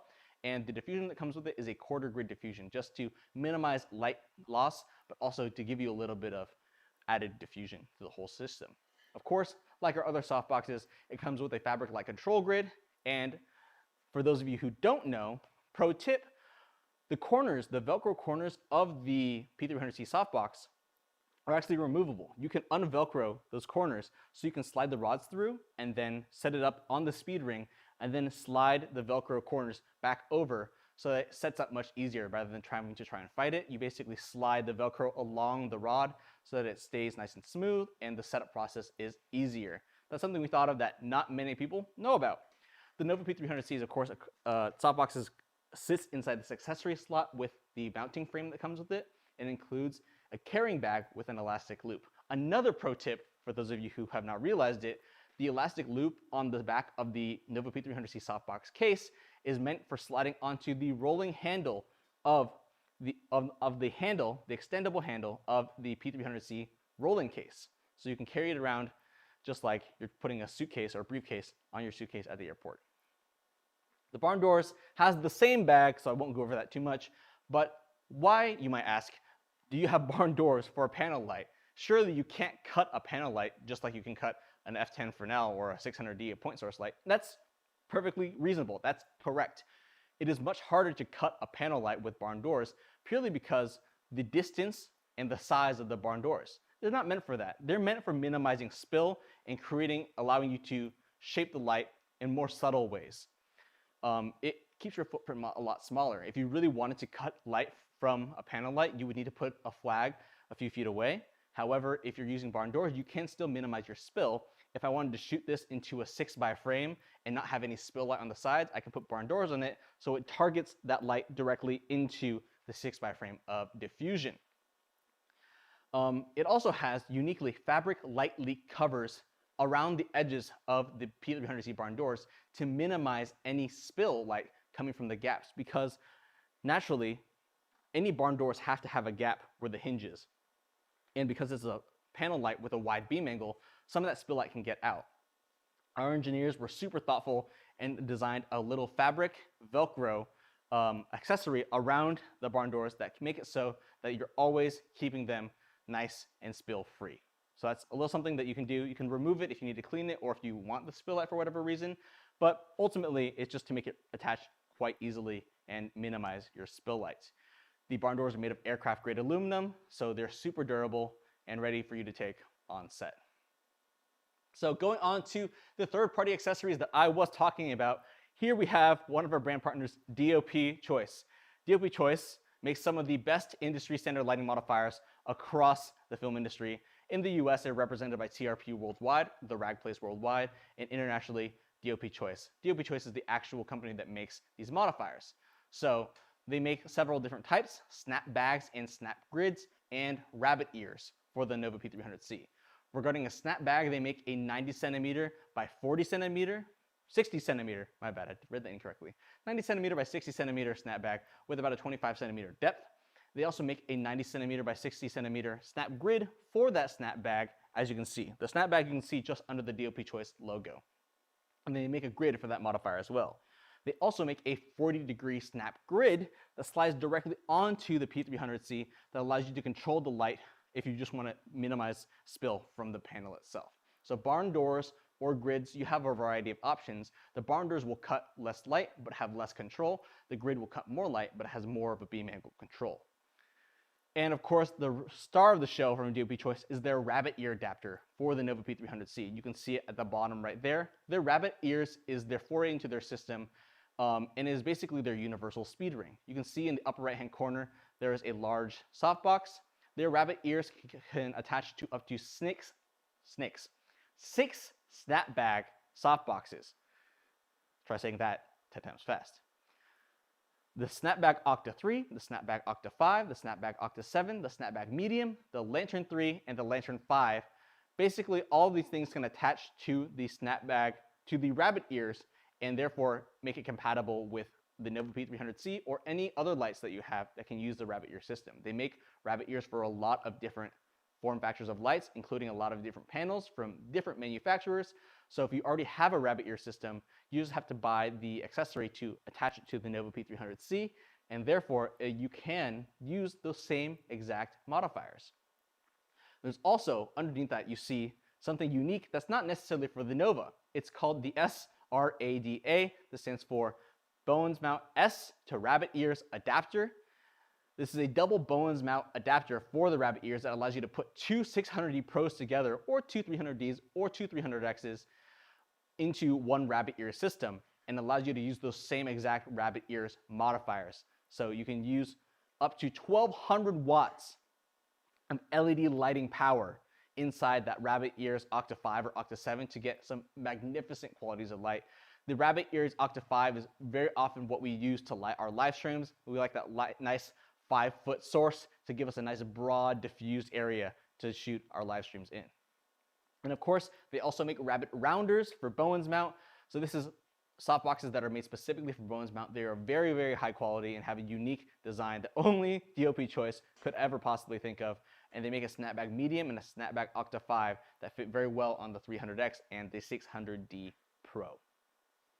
Chimera Lighting, another one of our brand partners, and again, I'm going to say this for everyone, so I'm not picking favorites. They make best quality, industry standard lighting modifiers. So the Chimera Lighting Company makes a pop bank for the Nova P300C that is pretty much the exact same size as our P300C softbox, except it's a Chimera one. So you know you're getting that Chimera quality, you're getting Chimera white diffusion, and all of the diffusion options that they have to offer. And in addition to that, all of their photo speed ring modifiers are compatible with the 120D, the 300X, the 300D, and the 600 series of lights because you can get them with a Bones mount speed ring. There, in fact, is a specific Chimera lighting modifier. There's a bracket that allows you to attach two Bones mount brackets together for something like strip boxes or large lights that uses the same speed ring. So with DOP Choice and Chimera, these are the only two that I know of brands that are our partners that make a speed ring that you can attach two lights into to make a larger diffused source. And last but not least, in terms of our third-party brand partners for light modifiers, we have Honey Crates. Honey Crates also makes best in quality, industry standard lighting modifiers, just like all of the other guys here. And here are their accessories for the Nova P300C because they specialize in making grids and egg crates for panel type lights, for these diffuse type lights. They make a 50-degree Honey Crate for the P300C that with the hexagon shapes allowing for a tight fit. And because of the way that the Honey Crates designed the modifier, it tapers at the edge, so you can still spin it with that 360-degree rotation that you have with the Nova P300C and a lot of our other fixtures. On the right here, you'll see something called the Space Box, which is something that they worked on with another person before, but now they made a version that fits on the Nova P300C. So if you want to make a Spacelight Studio with P300C's, Honey Crates is your go-to because they already make something like this. It has a 16-inch depth and interchangeable targets and adjustable lightweight skirt. What does that mean, interchangeable targets? Well, on the side, you have quarter grid to allow maximum light output, but you can change that target, the bottom portion where the light is hitting mostly, to something like quarter grid, half grid, full grid, or if you need something custom, Danny will always hook you up there and help you out with that. But typically, quarter, half, and full grid are what people ask for. You can find out actually a little bit more about that Honey Crate Space Box in one of our recent Format Film School episodes with Valentina and Danny Boldruff from Honey Crates. Now let's move on to Amaran lights. Amaran has received a huge revamp this year and will continue doing so. Hint, hint, nudge, nudge, wink, wink. Expect some more lights coming out from the Amaran product line. But in the meantime, let's talk about the 100D and 200D, the daylight point source LEDs from Amaran. At 3 meters, they have an intense output with the reflector, but still a reasonably high output with just the bare bulb LED. With the reflector, you're getting a hot source of 4,000 lux or 6,100 lux with the 200D and 800, what is that number? It is 510 lux with bare bulb and 980 lux of bare bulb with the 200D. So you're getting a significant amount of output out of these compact light sources, which happen to be all the same size. The 100X, 200X, 200D, 200X, all the same size body, just different size power supplies. The 100D and 200D, respectively, have power outputs of course, up to 100 watts and 200 watts, and power draws, respectively, of 130 watts and 250 watts. Again, needed to power that DC to AC conversion and the fans and such like that. Carrying on, these lights are daylight lights, so they are 5600 Kelvin lights and have reasonably high color fidelities, with the 200D meeting a color fidelity score of SSI D56, 74, score 74. That was a lot of numbers. SSI D56, it's hitting a 74. Now the 100X and 200X. These are their bicolor point source LED brethren in the Amaran line. So at an output of 3 meters, you get still reasonably high outputs, specifically at 5600 Kelvin. Don't ask us how. But at 5600 Kelvin, you're hitting bare bulb scores of 430 lux and 790 lux with the 100X and 200X respectively. Same power outputs, same power draws, except now you have a flexibility of a CCC range with 2700 Kelvin to 6500 Kelvin. That's the same thing as the 300X because we wanted them to match. We want everything to match when you're working together. Of course, the 200X has exceptional SSI scores of 86 in tungsten and 75 at D56 daylight illuminant. So how do you control the Amaran lights? I don't have any around me right now, but you can control them via onboard and Sidus link just like you can with the 60D and 60X from the Livestream product line. These are also Sidus Pro Effects compatible, so you can use them with Magic Program, manual effects, picker effects. Of course, you're lacking the ability to use RGB, but you can still use them in those situations with daylight or bicolor respectively. For the D lights, you're getting 8 built-in lighting effects just like the 300D and the 600D. For the bicolor lights, the X lights, you're getting 9 built-in lighting effects, basically adding on that additional fire effect. With the bicolor lights, you're also getting quick access CCT presets to help you out and move quickly on set.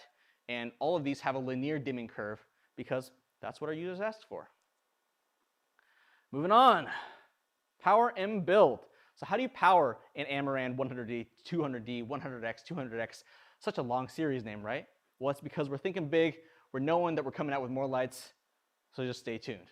So for the Amaran lights, they have a 48 volt 3-pin XLR DC input. We chose this for 2 reasons. One, it allows us to make the lamp heads pretty compact because we have an external power supply, but it also allows us to use the existing battery ecosystem we created for the Nova P300C with the 2-bay battery power station. So although these lights don't come with a battery plate, you can power them with the existing ecosystem we've already created. I don't know if you can actually see the 2-bay battery power station in the shot.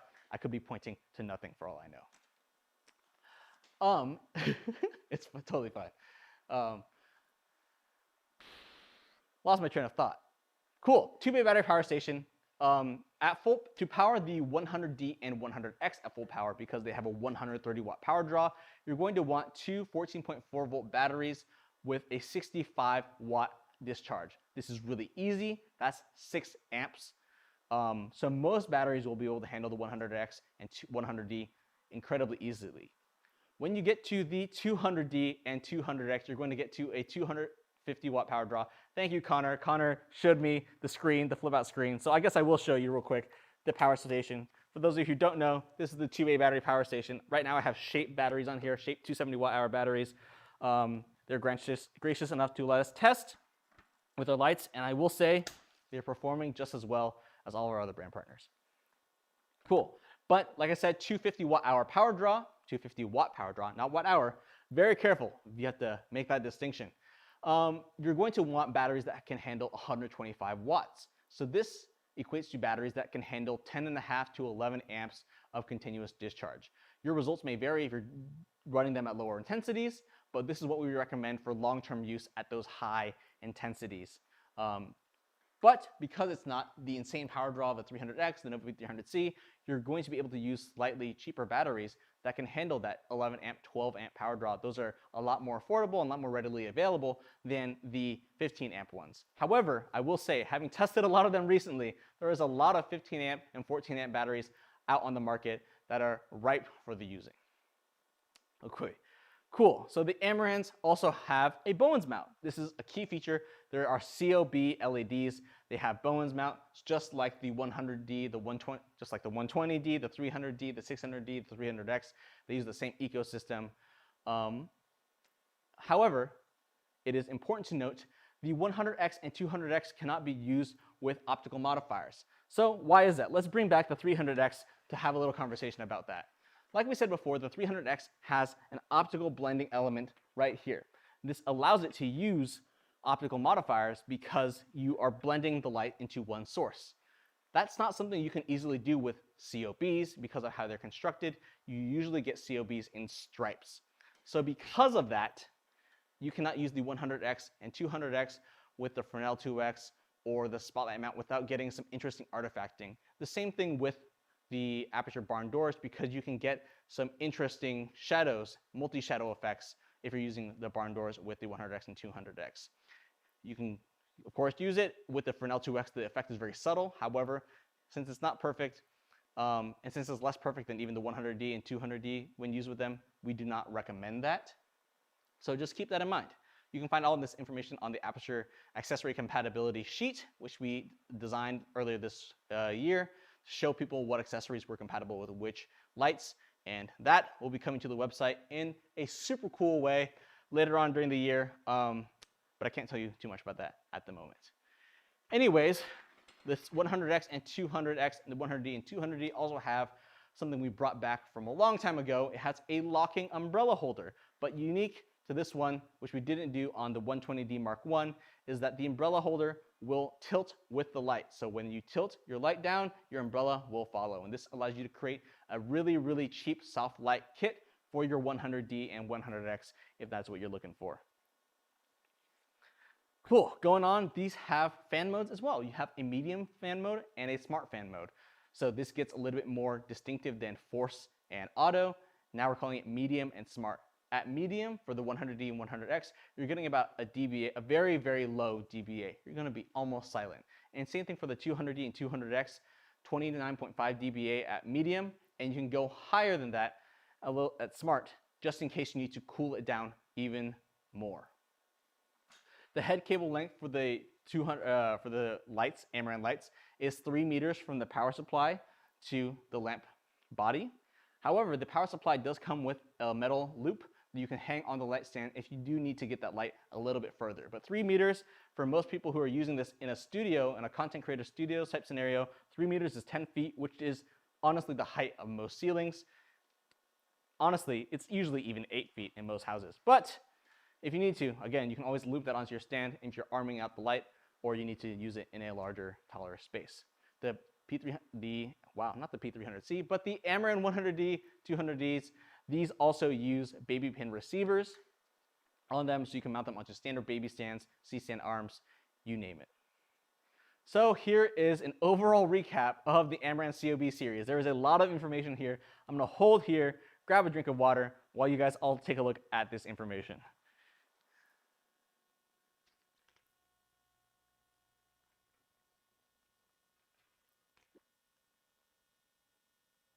Okay, and I'm back. Let's keep going. After this, we have the 2-bay battery power station. Hey, this guy right here. Let's bring it back up. This 2-bay battery power station can output up to 480 watts of DC power via this 3-pin XLR here. That is a lot of power. In order to reach that 480 watts of DC power though, you have to be able to use batteries, V-mount batteries or gold mount batteries that can handle that output. So while the box can handle 48 volts at 10 amps, you really need 2 batteries that can each handle up to 20 amps of continuous discharge in order to meet that level of power.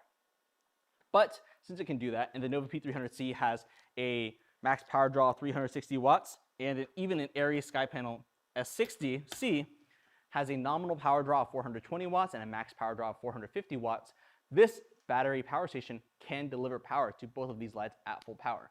Notably though, again, I do want to have to mention, you have to use batteries that can handle that amount of discharge. Otherwise, in the long term, you may damage your batteries or may wear them down more quickly. So for those of you who are wondering why can't I use whatever types of batteries, well, one, the batteries just cannot handle the workload. That is just a fact of the case if your batteries cannot handle the discharge. However, if they are able to do it, or they're just at the edge, imagine you're constantly driving your car at 100 miles per hour all the time, nonstop, never giving it a break. Your engine's gonna wear out a lot faster. Your tires, everything, your brakes, tires, and engine are gonna wear out a lot faster than if you're cruising along at a steady 60 miles an hour. Convert that into metric. I'm too tired to do that right now. Of course, the 2-bay battery power station, I should mention, only works with 14.4 volt V and gold mount batteries. Do not use 26 volt or 28 volt high output batteries on this power station. You will short it and you will damage it. So that's something to keep in mind. The output is a 3-pin XLR output. It includes a 3-meter cable. It is a lightweight and durable power supply. As you can see, I've been pulling it up really easily. That's because on the back of here is a lightning clamp quick release plate. So it can snap onto the back of the Nova, onto the back of the lightning clamp that comes with some of our lights. It makes it really easy to carry around and store. And of course, you can see on screen here, there is a hard on and off switch, so you can turn it on and off when you need to start powering something, so you're not constantly draining energy. And you have a quiet smart fan built into the Aputure battery power station to cool it down, and it only really turns on when it gets too hot. So if you're running at a really low intensity, you're not going to get any of the heavy fan noise that you get with some other battery power stations. And other accessories for the Amaran lights. Alongside the Amaran lights, we released the Light Dome SE. The Light Dome SE is designed for content creators. We designed it with content creators in mind. It is similar to, for those of you who remember, the Light Dome Mark I, but with a few caveats. So it is still a 16-sided round design. You still insert all of the rods into the speed ring, so it packs flat for travel, unlike the Light Dome Mark II, which is faster but does not pack flat. However, the Light Dome SE comes with some more features. It is a little bit smaller with a 33-inch rough diameter instead of a 35 or 36-inch diameter. It also includes lightweight fiberglass rods to make it a little bit lighter and easier to travel with. It also includes a fabric light control grid, which the first Light Dome original did not have, and it also did not have this additional 2.5 stop diffusion that we include with the Light Dome Mark II. So the Light Dome SE is a step above even the Light Dome original, bringing all these features that we have from the Light Dome Mark II down to our users who use the Amaran product line and who want something a little bit more compact, a little bit lighter weight. It also includes the inner baffle diffusion as well. Like I said, it has an 82 centimeter or 32.3 inch circular diameter, and it has a depth of 45 centimeters, and it's compatible with Aputure and Amaran Bowen's mount LED lights. Notably, when using this dome, the Light Dome SE, and any dome with the 600D Pro, we do not recommend using the baffle just because of heat. So no gel holders, no baffle when you're using domes with the 600D Pro. However, you can still use the light. The beam will surely cover most of the area of the diffusion. This also includes a speed ring in a travel case. You might think that's weird. Aputure's always said they include a speed ring in a travel case. Why am I mentioning that? That's because when you buy modifiers from some other companies, they may not always include these things. From us, when you buy a modifier, we want you to know that you have everything you need to get up and going right away. Collapsed, this Light Dome SE has the dimensions of 85 centimeters by 45 centimeters, so it's really flat and compact. It has a total weight. The entire weight of the entire package, including the bag, is 2.4 pounds or 1.1 kilograms. So you can really throw that into any lighting setup. You can never say that this light modifier is too heavy to bring along. Again, these are all the details of the Light Dome SE. I'll let you take a look at this for a second.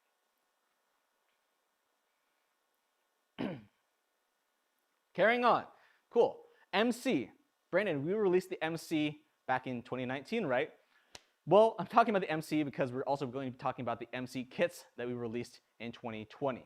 So the MC, again, is our most popular mini LED at the moment. It is an RGB WW mini LED panel. It has an output of 100 lux at 1 meter.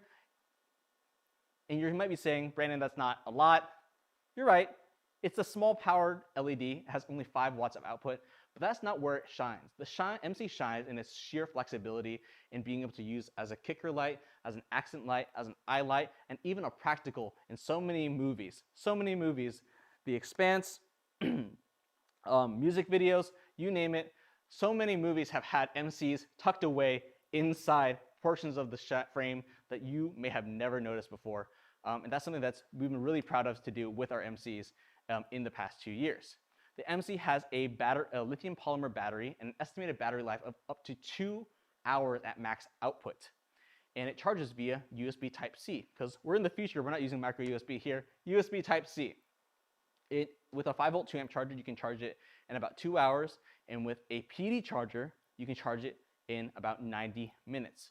The MC also has 5-watt Qi wireless charging, and you can charge it via Qi wireless charging in about 3.5 hours. The MC has a CCC range of 3200 Kelvin to 6500 Kelvin, so it doesn't go as warm as the 300X, but it goes to the same coolness as the 300X, and still has super high color fidelity scores with an 85 in their SSI tungsten score.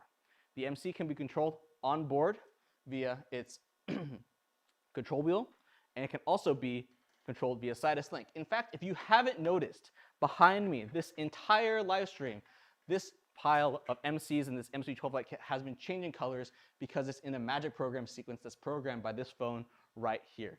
Sidus Link is really how you unlock the full capabilities of your MC in this setup. The MCs come with an MC silicone diffusion dome that sits on top of the MC that allows you to open that light up a little bit, and has a few lighting modes, namely CCT, HSI, and effects, because it is an RGB WW LED light. It has 9 built-in lighting effects that includes, like the 300X, pulsing, lightning, TV, faulty bulb, fireworks, and paparazzi, but namely, because it is an RGB light, it also includes cop car, fire, and party. The MC is also passively cooled, just like all of our other mini LED lights. There's no fans that you have to worry about. They just cool through their body and warm up. But the MC also notably has neodymium magnets built in. So I can stick an MC to this C-stand right here, and it will always stay there. C-stand may not be the optimal place to put it, but this means you can stick it to any ferromagnetic, any ferromagnetic material inside your scene or wherever you need to put it. Do I need to drink water? Ian says I'm falling and I need to drink water, so I'm going to drink water at his behest. How's everybody doing? Coming along so far? Been sticking it out for almost 2 hours. Everyone who's still here, you're troopers. Troopers for sure.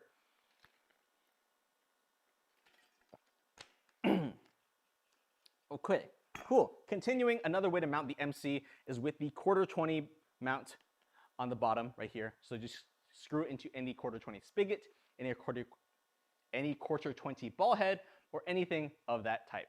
And you have an OLED display right here to show you all of that information on your MC.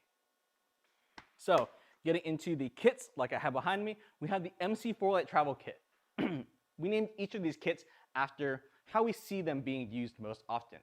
The 4-light travel kit is perfect for content creators, guerrilla filmmakers, and anyone who wants to design a portable lighting kit.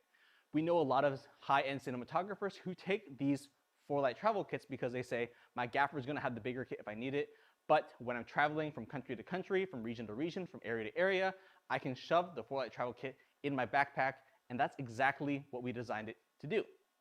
It has a compact design, super slim, and fits inside of backpacks and suitcases with ease. It includes a hard shell wireless charging case that houses 4 Aperture MC lights, 4 wireless charging bays for each of these lights, so 1 for each, 2 5-volt 2-amp USB outputs, and a 12-volt to 16-volt 8-volt 2-pin locking input.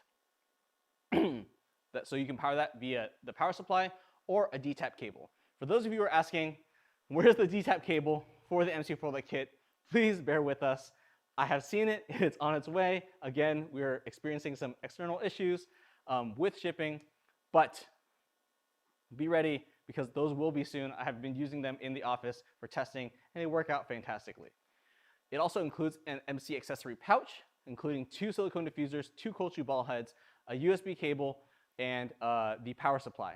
So you might be asking why it doesn't come with enough silicone diffusers, enough ball heads for all these lights. It's because we want the pouch to match the dimensions of the case, and we're trying to keep everything as slim as possible so everything fits inside your backpack and your suitcase. Thing to note, you can see at the bottom of the slide, this is very, very important. I catch people doing this all the time, and you really want to be aware of it. Do not close the lid when charging. Do not close the lid when charging. Repeat after me. Do not close the lid when charging. Turn off the lights and turn off the lights for efficient charging to prevent heat buildup. If you close the lid when charging, especially because a lot of heat builds up when you're wireless charging, whether it be an MC or your phone, there's a lot of wasted heat due to the magnetic charging that's happening. You're going to build up a lot of heat inside the case, so it can not only damage the case, it can damage the MCs, but when you open the case and you grab an MC, it could be scalding hot. And I want to protect you from that, so repeat after me, do not close the lid when charging. This is applicable for all of our LED charging cases. And I will say it again and again. So moving on to the MC 12-watt production kit, which is what we have right here that's been sitting behind me this entire time. It is designed for set lighting technicians and rental houses and large-scale lighting packages. because you can do so much with 12 MCs. People don't even think about it. They think, typically when people buy MCs, they buy 1, 2, maybe 3. But with 12, you can do crazy, crazy effects. You can look in our MC12 Light Kit commercial for that. You can look at a lot of formative film schools and a lot of content that we'll be coming out with in the future as well. Inside the 12 light production kit, you have 12 MC lights, 12 wireless charging bays, 3 USB outputs, an IEC C13 AC input, a DTAP to DTAP input, as well as hidden inside, on the side of the 12 light production kit, I'm actually going to spin this kit itself, you have a hidden accessory drawer. Yes, inside the case for the MC12 light kit, we realized after putting the power supply in, we still had space inside the case itself, and it could fit space for accessories. So we have a drawer here that stores up to 4 silicone diffusers, 4 cold shoe ball heads, a couple USB cables, and a DTAP to DTAP cable, and an IEC power cable. So you can have your accessories packed with you inside the MC12 light production kit. So you can carry it and shoot on the go, really, really simply. You're going to be able to charge about a 100 watt-hour battery should be able to charge 12 MCs in about 3.5 hours. But if you need more information on that, feel free to contact me at any later point. Again, repeat after me. Do not close the lid when charging. Do not close the lid when charging. Cool. Moving on, we have the next light I want to bring up. Let me go grab that real quick. Put this guy away. This guy's not the star of the show anymore. Let's go grab the Accent B7C.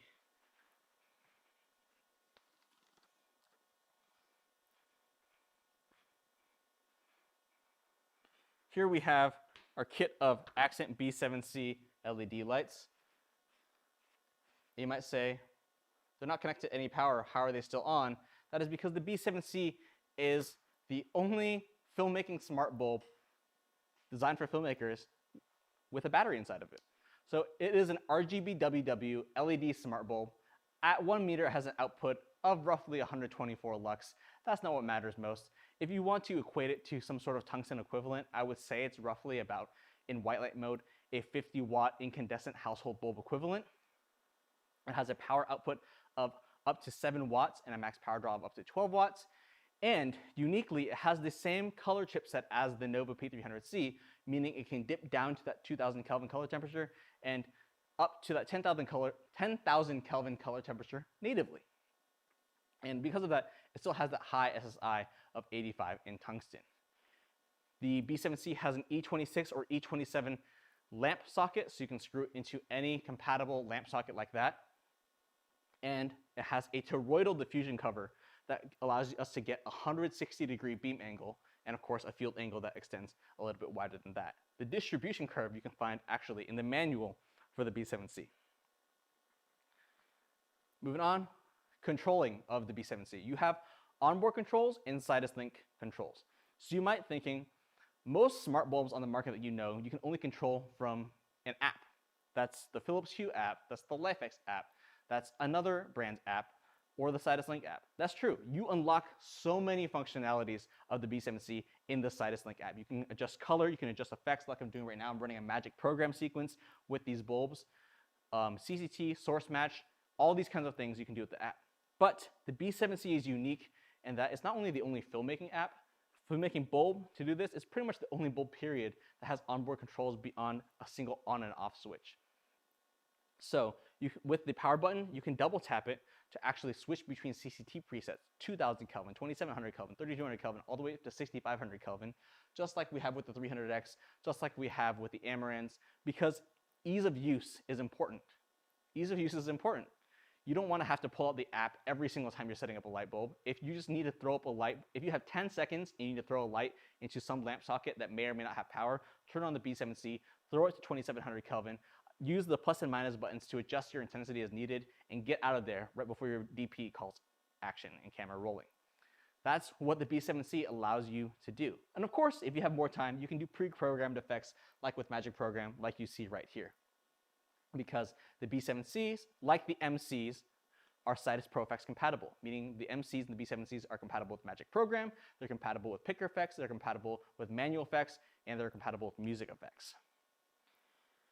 The B7Cs, like I mentioned, have quick access CCT presets. They also have the same lighting effects modes as the MC, CCT, color, FX, and they have the same 9 built-in lighting effects as the MCs: pulsing, cop car, fire, party, lightning, TV, falsy bull, fireworks, and paparazzi. Now, how long does the battery last in a B7C? The battery in the B7C is a lithium polymer battery, and it lasts up to over 70 minutes at max power because it is a 7-watt output versus the MC's 5-watt output. It charges when you plug it into an E26 or E27 lamp socket. So basically screw it into a lamp or plug it into the 8-light kit right here, and you can be charging your Accent B7Cs without even thinking about it. This toroidal diffusion cover, I say toroidal because you notice that there's a little donut hole in the middle of the B7C, allows you just to dissipate some of the heat more efficiently from the battery, because that's an engineering thing that we had to overcome when designing this all new piece of technology. But it also allows us to expand our beam a little bit. And of course, everything is passively cooled via aluminum heatsink. So with that in mind, because it's passively cooled, there are no fans in here, they can get quite hot. So when you're dealing with them, especially if you've been running them for quite a while, deal with them like you would deal with anything else. And gloves. Gloves are important. So here's a recap of the B7C. I'll stand here for a few more seconds, and then we'll continue on to the kit that's right behind me and showing you what's so special about it. So the B7C 8-light kit, go over this real quick. One thing you might have noticed, when I put the light bulb in and I pull it out, all I have to do is push and pull. The B7C 8-light kit has a unique design where we don't have to use the E26, E27 standard of screwing it in. We have specific push-pull mechanisms that allow us to just insert the bulb into the case with pressure. And it holds it there, and it keeps it there nice and safe. You might be wondering, Brandon, you're exposing AC power circuits when this is plugged in, and you're right, but also not right, because we actually have plastic circuit cover protectors here. So immediately when you pull the B7C out, a plastic spring-loaded protector will come up and shield the socket that was giving this power, because we know that protecting you from AC voltage is super, super important for not only ease of use and pleasantness of work, but also your general safety. That's something that we really, really wanted to make sure of. There's also a 3-amp fuse in here in case anything does short it, whether it be a piece of metal or anything else, and that's easily replaceable. Several fuses come inside the 8-light kit, as you can see on here. Again, do not close the lid when charging. Cool. And we're rounding out the day today. Sidus Link Bridge. We're almost at the finish line. For everyone who's been here for the past 2 hours, we're hitting 2 o'clock right now. We're at the finish line. So here's the last product before we get into a few more details. The Sidus Link Bridge. Sidus Link Bridge is also something released in the past year. It is a Sidus mesh to 2.4 gigahertz wireless transceiver. So when this allows you to control legacy fixtures from the Sidus Link app.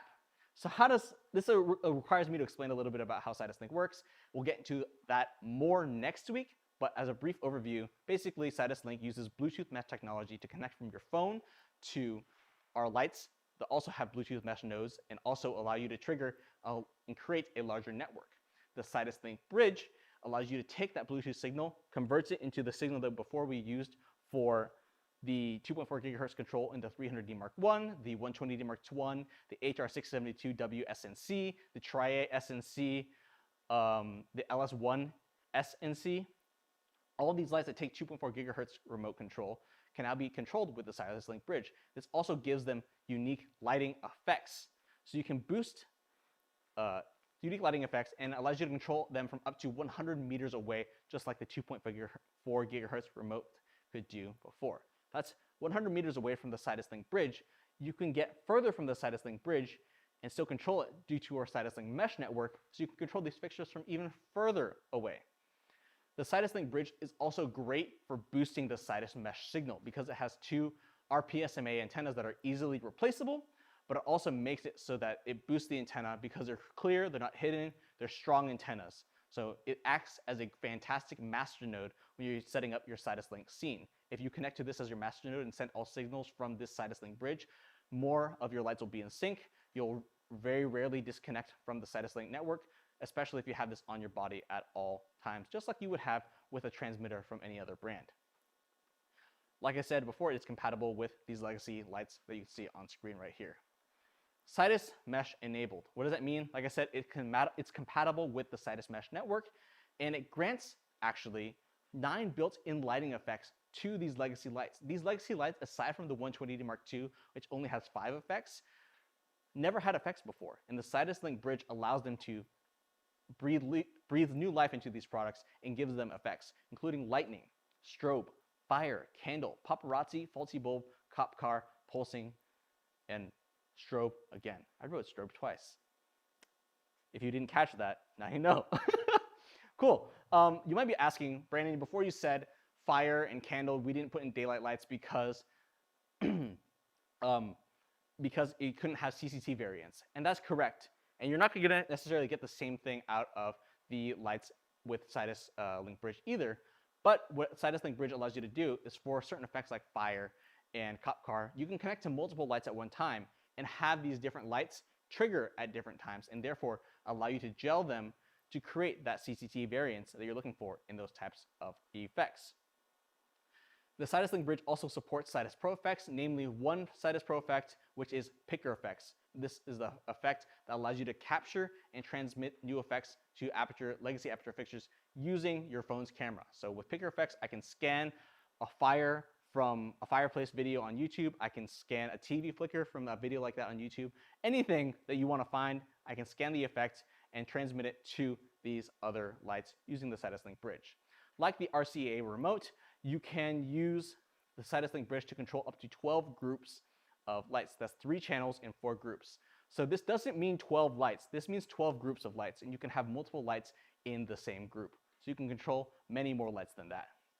And lastly, the Sidus Link Bridge has an adaptive brightness LED indicator on top of it. So there's a little sensor, just like your phone, that senses the ambient brightness of the area that you're in and adjusts the LEDs accordingly so you can see them in brighter sunlight or they're dimmer in a darker scenario so they don't interrupt your scene. And going on, the Sidus Link Bridge is one of our products that is fully weatherproof because it supports IP65 dust and waterproof build quality. It has a lithium polymer battery that lasts up to 18 hours because it's not outputting LED power, it's just outputting signals and receiving signals. And it has USB Type-C PD charging. So 5-volt 2 amps will charge it up in about 70 minutes. And if you're in a quick pinch, you can charge it up in 50 minutes with a 9-volt 2 amp charger. And of course, on the side of it, it has a 1/4-20 screw mount, so you can stick it up on a stand if you want to use it like that, stick it to your camera so it's always close to you, or like I said, you can even just stick it in your back pocket or clip it to yourself. And those antennas, like I mentioned, are user-replaceable RPSMA antennas, which are the same antennas you would use on a 2.4 gigahertz router. So if you're in a pinch, you break your antennas, unlike other brands where you might be stuck, you can go to Best Buy, you can go to your local Radio Shack if that still exists around you, and buy RPSMA antennas and just screw them in or steal them from your router. This is the Sidus Link Bridge recap. So here's all the details about the Sidus Link Bridge. Again, one thing I want to stress is that the Sidus Link Bridge works as a great booster for your Sidus Mesh signal and a fantastic master node for when you're controlling lights via Magic Program and the such. Here is our last slide. Basically, Ian, get ready to send out the quiz soon. We have repair centers all across the world. And here are 4 of our main ones. Our Los Angeles office, which is right here. The repair center is right back there, handling customer inquiries day in and day out. We have one in Singapore. We have one in Amsterdam in the Netherlands. And of course, we have one in Shenzhen, China. So without further ado, this is the new product live stream for 2020 to 2021, all the products we released since the last ALC. Thank you for sticking with us for the past little over 2 hours, including our technical difficulties. Everyone, be prepared to be Aperture experts. Ian is going to post the quiz inside YouTube and Facebook chats right now and pinning the comments. So you can click on that quiz. You will have 2 hours starting now. Everyone, good luck and become Aperture experts.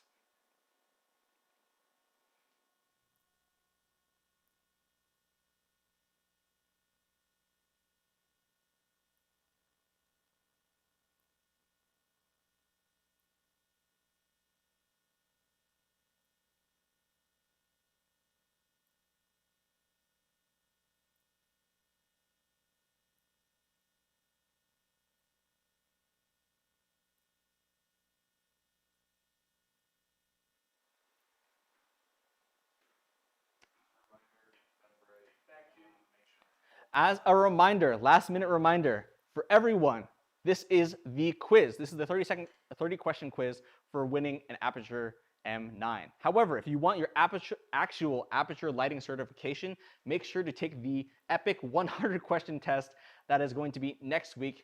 You can tune into the Eventbrite, go to the same Eventbrite link that is in the description of these videos to find out more information about what works best for your time zone. For the US and English-speaking time zones, if you wanted to see me and my beautiful mug, then you can come back next week, same time, 12 o'clock noon, Pacific Daylight Time, to go over the final recap for the Aputure Lighting Certification test. Eventbrite has all that data for our region and other regions and other time zones, so be sure to check in there if you want to find out more information. And with that, I bid you good luck on your test.